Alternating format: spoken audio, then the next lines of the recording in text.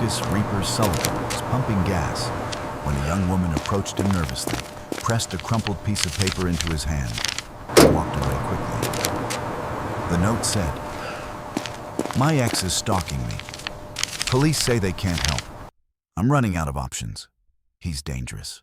Please, if your club helps people, I need help.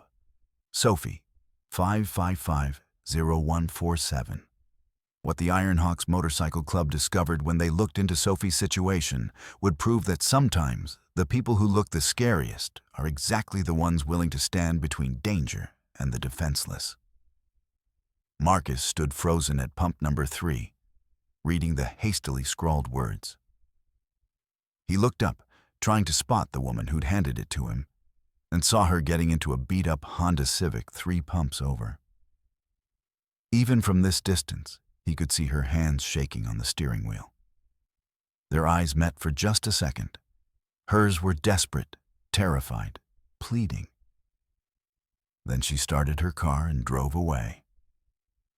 Marcus looked down at the note again. The paper was worn soft, like she'd been carrying it for days, working up the courage to actually give it to someone. The handwriting was rushed but legible, and there was something about the desperation in those words that made his chest tighten. He'd seen this before, in his sister, in friends, in too many women who'd found themselves trapped by men who believed love meant ownership. Marcus pulled out his phone and took a photo of the note. Then he dialed a number he knew by heart. Reaper? The voice on the other end belonged to Thomas Ghost Chen, president of the Ironhawks Motorcycle Club. I need to call a meeting, tonight, emergency. Ghost didn't hesitate. What happened? Got a woman asking for help, stalking situation. Says the cops won't do anything. I'll make the calls, 7 o'clock. Thanks, brother. Marcus finished pumping his gas, but his mind was elsewhere. He kept seeing that woman's eyes, the fear in them, the way her hands shook. He knew that kind of fear, had seen what happened when it was ignored. By 7 that evening, the Ironhawks clubhouse was full. 32 members had shown up on short notice, filling the converted warehouse that served as their headquarters. Some came straight from work, still in construction gear or office clothes. Others had been home and changed into their leather vests with the club's patch, a hawk in flight, wings spread, talons extended. Marcus stood at the front of the room, the note displayed on the screen via projector. He read it aloud, then explained the encounter at the gas station. Woman's name is Sophie. That's all I know right now. She gave me her number but drove off before I could talk to her. She's scared enough to approach a stranger at a gas station and ask for help from a motorcycle club. That tells me this is serious. Did you call her? Asked Sarah Viper Martinez, arms crossed, her expression concerned. Not yet. Wanted to talk to you all first, see if this is something we want to get involved in. Of course we get involved, said James Doc Patterson, a former paramedic who'd seen too many domestic violence cases. If she's asking for help and the system's failing her, we step up. That's what we do. Murmurs of agreement rippled through the room. Ghost stood. All right. Reaper, call her. Put it on speaker. Let's find out what we're dealing with. Marcus dialed the number. It rang 4 times, and he thought it might go to voicemail. Then a hesitant voice answered. Hello? Sophie? My name is Marcus. You gave me a note at the gas station today. Sharp intake of breath. You actually called. I didn't think... I'm sorry for bothering you. I shouldn't have... You're not bothering me. I'm with my motorcycle club right now. We want to help, but we need to understand what's happening. Can you tell us about the situation? Silence. Then a shaky breath. His name is Derek Hartman. We dated for 2 years. I broke up with him 8 months ago because he was controlling, jealous, wouldn't let me see friends or family. It was getting worse. What happened after you broke up? At first, he tried to convince me to come back. Flowers, apologies, promises to change. When that didn't work, he got angry. Started showing up everywhere, my apartment, my job, the grocery store, the gym. He'd just watch me. Stand there watching, never say anything, never approach close enough that I could claim he was threatening me. Just watching. Marcus heard the tremor in her voice. Did you go to the police? 3 times. Filed reports each time. They said he wasn't breaking any laws, that I couldn't prove he was stalking me because he wasn't making threats or trying to contact me. Just being in public places wasn't illegal. Her voice cracked. But he's always there. Every single day. And last week. What happened last week? I came home and found my apartment door unlocked. Nothing was missing. Nothing was disturbed. But I know I locked it. I always lock it. And there was a photograph on my bed. A picture of me sleeping. From that night. Someone had been in my apartment while I was sleeping and took a photo of me. The room went dead silent. Every member of the Ironhawks was listening now, anger building in their expressions.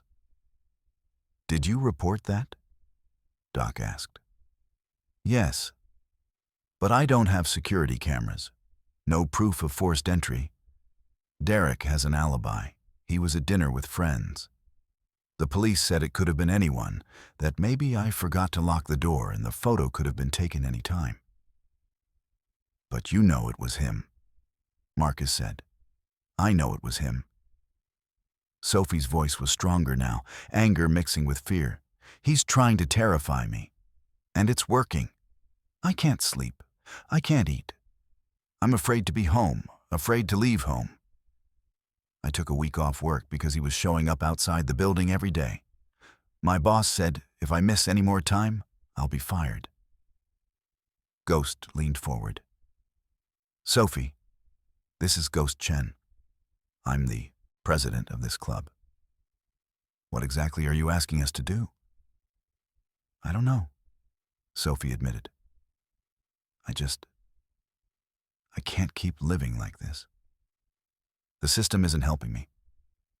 I'm running out of options. I thought maybe if he saw that I wasn't alone, if he knew people were watching out for me, he might back off. Or at least if something happens to me, someone will know who did it. Those last words hung in the air like smoke. Nothing's going to happen to you, Marcus said firmly. Not on our watch. Here's what we're going to do. First, we're going to learn everything we can about Derek Hartman. Second, we're going to make ourselves visible. Show him that you're under protection. Third, we're going to document everything he does and build a case that the police can't ignore. I can't pay you, Sophie said quietly. I barely have enough for rent. Nobody's asking you to pay us, Ghost said. We help people who need help. That's what we do.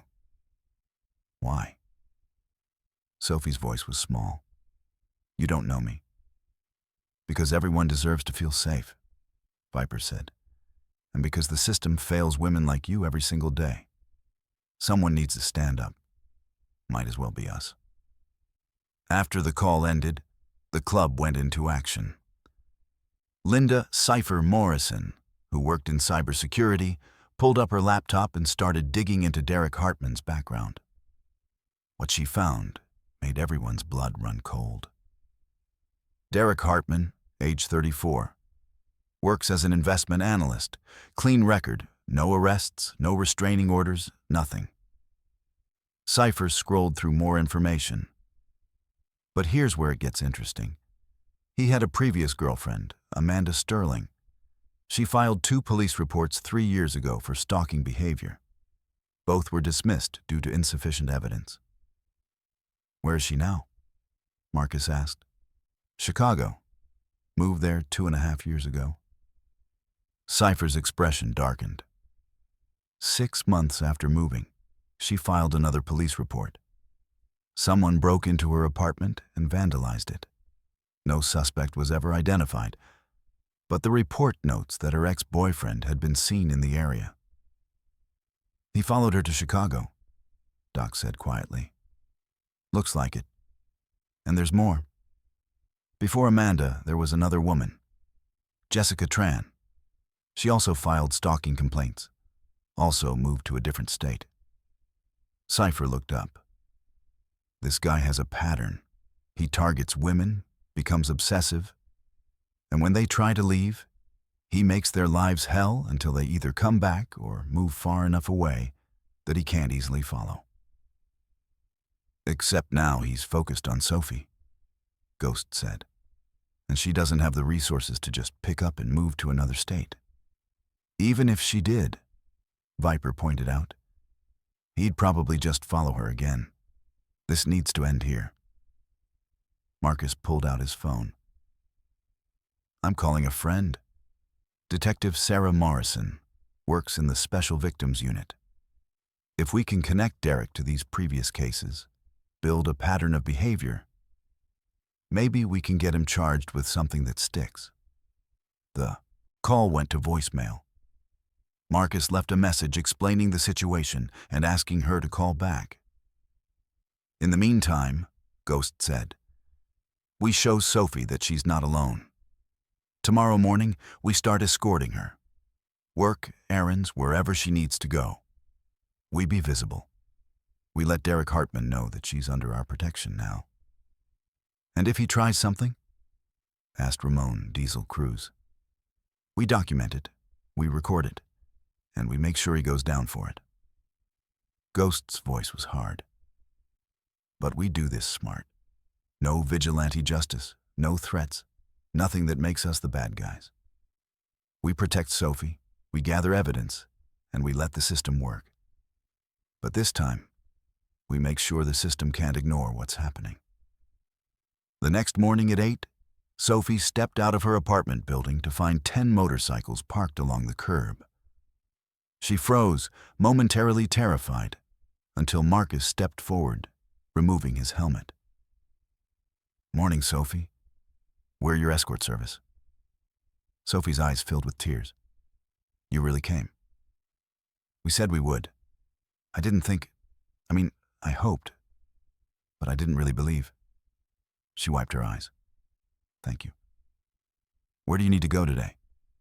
I have to go back to work. I've been out for a week and I can't afford to lose my job. Then we'll take you to work. Where is it? Downtown. Patterson and Associates. I'm an administrative assistant. The convoy formed with Sophie's Honda in the middle, surrounded by motorcycles. They moved through traffic deliberately, a formation that was impossible to miss. Other drivers stared. Some took photos. Sophie, driving in the center of this protective circle, felt something she hadn't felt in months, safe. As they approached her office building, Marcus saw it. A silver SUV parked across the street, facing the building entrance. The driver was visible, a man in his 30s, well-dressed, watching. Marcus pulled alongside Sophie's car as they parked. Is that him? Sophie looked where he indicated, and her face went pale. Yes, that's Derek. Everyone sees him?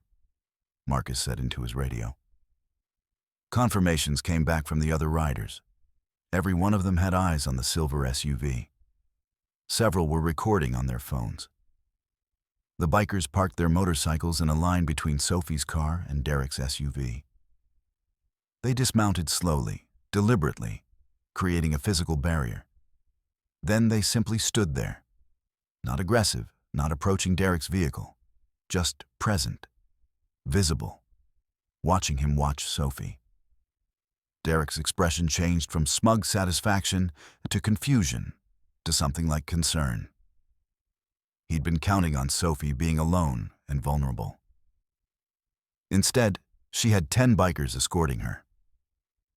Marcus walked Sophie to her building entrance. "We'll be here when you're done with work. Just text me about 30 minutes before you're ready to leave." "You're really going to do this? Every day?" "Until Derek gets the message and backs off, or until he does something stupid that we can document. Either way, you're not facing this alone anymore." Sophie hugged him quickly, surprisingly him. "I don't know how to thank you." "Just stay safe. That's all the thanks we need." Sophie went inside. The bikers remained for another 10 minutes, standing in formation, making sure Derek saw them, understood that the situation had changed. Then they left, except for two who stayed behind, parking where they could watch Derek's SUV. Derek sat in his vehicle for another hour. Then, clearly uncomfortable with being observed, he drove away. That afternoon, Detective Sarah Morrison called Marcus back. They met at a coffee shop, and Marcus explained everything: Sophie's situation, Derek's pattern with previous girlfriends, the photo left on Sophie's bed. Detective Morrison listened, taking notes. "I remember Amanda Sterling's case. We couldn't make anything stick because Derek was too careful. Never made direct threats, always had alibis, always operated just inside legal boundaries. But there's a pattern now. 3 women, all reporting similar behavior, which might be enough to get a judge to issue a restraining order, especially with the breaking and entering evidence, even though we can't prove it was him." She looked at Marcus. "What you're doing, the escorts, the visibility, it's smart. It might make him back off, but it might also make him escalate. Men like Derek don't like being challenged. So what do we do? You keep doing what you're doing. Document everything. If Derek approaches Sophie, if he makes any threats, if he violates any laws, you call me immediately. I'll make sure the response is fast and thorough." She paused. "And I'm going to reach out to Amanda Sterling and Jessica Tran. See if they're willing to provide statements about their experiences with Derek.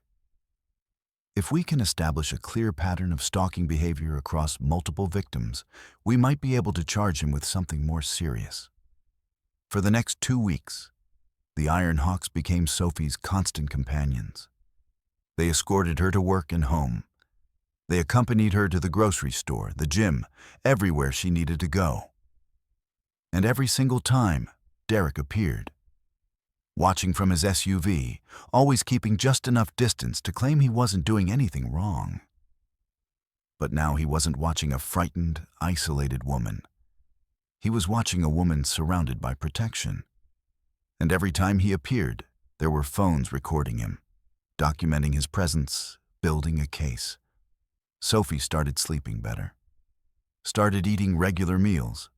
The constant terror that had consumed her for months began to ease. She wasn't cured. Trauma doesn't heal that quickly. But she could breathe again. On day 16, Derek made his mistake. Sophie was leaving work when Derek's SUV pulled up aggressively, cutting off her car. He got out, walking toward her with clear intent. But he'd miscalculated. He hadn't seen the 2 motorcycles parked half a block away. Marcus and Ghost were there in seconds, placing themselves between Derek and Sophie. Viper was already recording on her phone. "Sophie, we need to talk," Derek said, trying to step around the bikers. "She doesn't want to talk to you," Marcus said calmly. "Back away." "This is none of your business. Sophie, tell them to leave. We need to discuss things." "I have nothing to say to you, Derek." Sophie's voice was shaking but firm. "Leave me alone. You can't just cut me out of your life like this. I deserve an explanation." "You've been stalking her for 8 months," Ghost said. "I think the explanation is pretty clear." Derek's face flushed with anger. "I'm not stalking anyone. I have every right to be on public streets. You can't stop me from..." "From what?" Marcus interrupted. From following her everywhere, from showing up outside her work every day, from breaking into her apartment and leaving photos to terrorize her. I never broke into anywhere. You can't prove that. But we can prove everything else, Viper said, holding up her phone. We've got 2 weeks of video documentation showing you following Sophie, showing up wherever she goes, watching her. That's stalking, Derek. And we've got statements from 2 of your ex-girlfriends describing the exact same behavior. Derek's expression changed. Fear flickered across his face. What ex-girlfriends? Amanda Sterling and Jessica Tran. Remember them? Detective Morrison sure does. At the mention of a detective's name, Derek took a step back. This is harassment. I'm calling the police. Please do, Ghost said. We'll wait here with you. Derek looked at the 3 bikers, at Sophie standing safely behind them, at Viper still recording. His carefully constructed facade was crumbling. He pointed at Sophie. This isn't over. Actually, it is, said a new voice. Detective Morrison stepped out of an unmarked car that had pulled up during the confrontation.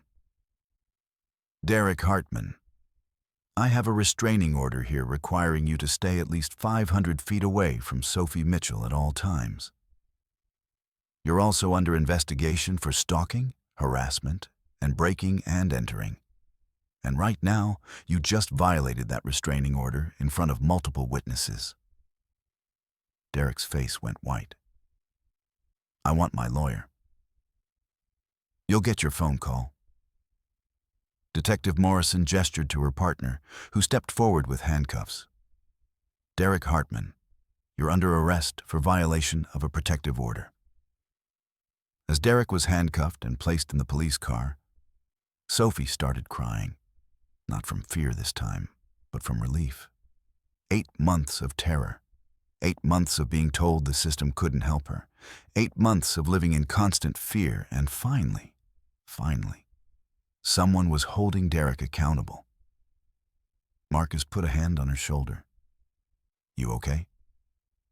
I'm better than okay. I'm free. The legal process took months. Derek was charged with stalking, harassment, violation of a protective order, and breaking and entering.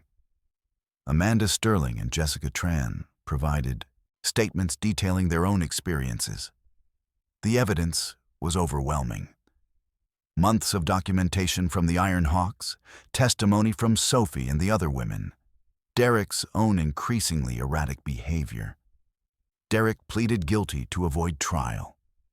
He was sentenced to 3 years in prison, followed by 5 years of supervised probation, with a permanent restraining order preventing him from contacting Sophie, Amanda, or Jessica.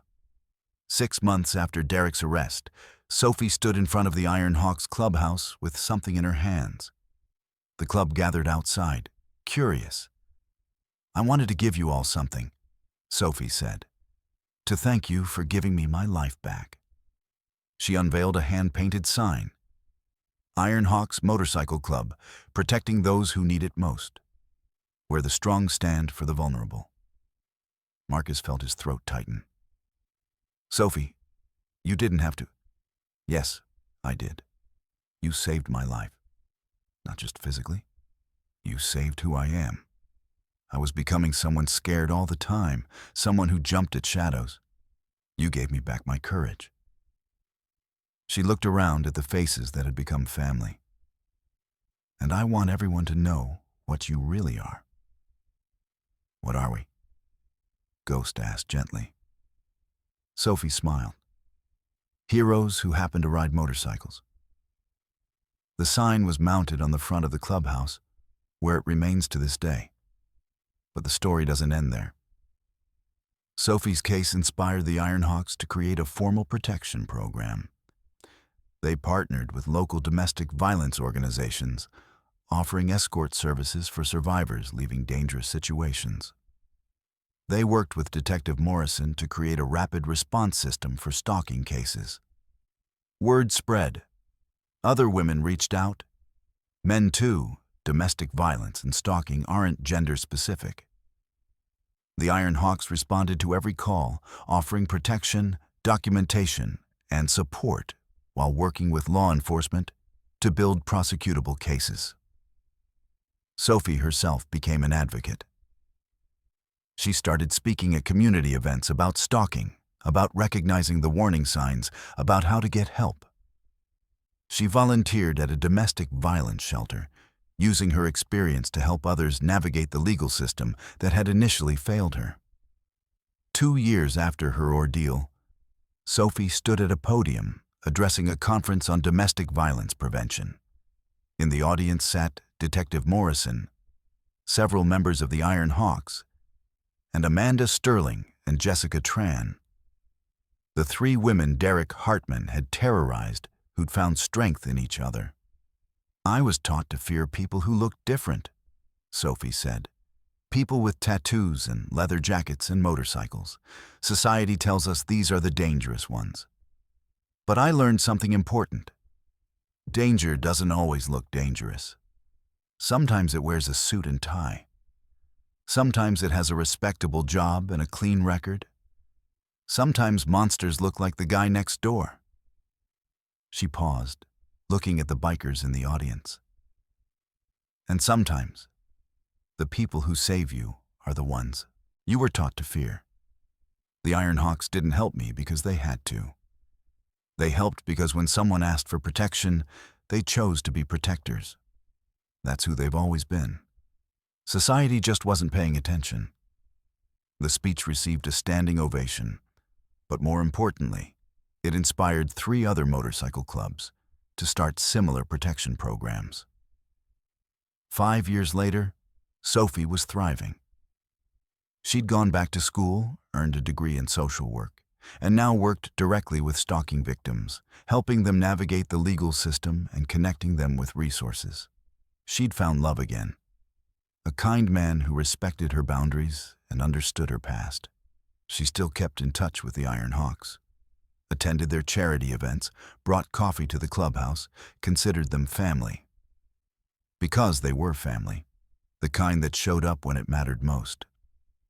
Marcus kept Sophie's original note, now laminated and preserved, in his wallet. Next to it was a photo from the day Derek was arrested, Sophie smiling, truly smiling, for the first time in months, surrounded by the bikers who'd protected her. Because some moments define everything that comes after. Some requests for help are too important to ignore. Some acts of courage deserve to be honored. Sophie had been brave enough to ask for help from strangers. The Iron Hawks had been brave enough to answer. And together, they'd proven that community means protecting each other, that strength means standing up for the vulnerable, and that heroes come in all forms. The Iron Hawks continue their work. They've helped dozens of stalking victims. They've testified in court cases. They've partnered with law enforcement and advocacy organizations. They've become known not for being dangerous, but for standing between danger and those who need protection. And it all started because a terrified young woman handed a note to a biker at a gas station. Because she chose hope over resignation. Because she believed that maybe, just maybe, help could come from unexpected places. She was right. The Iron Hawks ride every day. Still answering calls, still showing up, still proving that family isn't about blood or background or how you look. It's about who stands beside you when everything falls apart. They've become something they never planned to be. Guardians, protectors, proof that stereotypes lie and that the measure of a person isn't their appearance, but their actions. And somewhere, whenever someone new reaches out for help, whenever another stalking victim finds the courage to ask for protection, the Iron Hawks answer the call. Because that's what they do. That's who they are. Heroes in leather jackets, protectors on 2 wheels, family to anyone who needs them.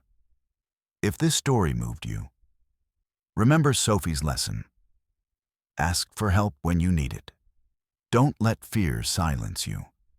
Don't let the system's failures convince you that you're alone. And if someone asks you for help, be the answer. Be the protection. Be proof that good people still exist. You never know when being willing to help might save a life. Be that person. Be that hope. Be that hero. Because somewhere right now, another Sophie is trying to find the courage to ask for help. Be the reason she finds it.